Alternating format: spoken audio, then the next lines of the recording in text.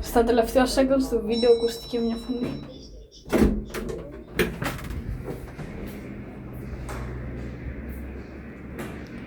Βασικά αυτός είναι νέος όροφος. Δεν υπήρχε ο δεύτερος όροφος. Wait a minute. Bro.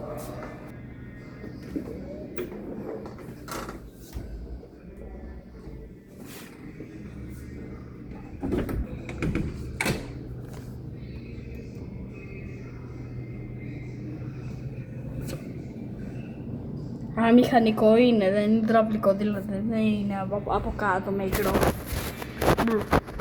Πρώτον, γιατί υπάρχει μια τέτοια χέστρα εδώ. Είναι από την Αμερική, αμερικάνικες είναι αυτές. Είναι συγκεκριμένη για Taco Bell, ρε. Για τον Γκέισοκ. Να κάτσες. Δηλαδή, όταν είσαι μάνα, μα κάτσεις εκεί πέρα. Ειδικά σε αυτή, θα πέσει κάτω, ρε. Θα γίνει τουαλέτα πατώματος.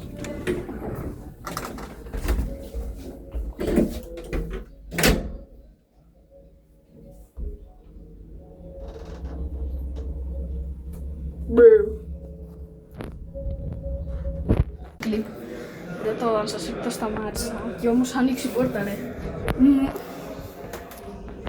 Yo, wait a minute. Ανοίξει η πόρτα χωρίς πλάκα.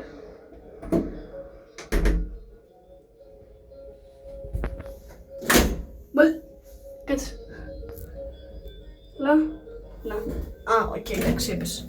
Εντάξει. Μπρε.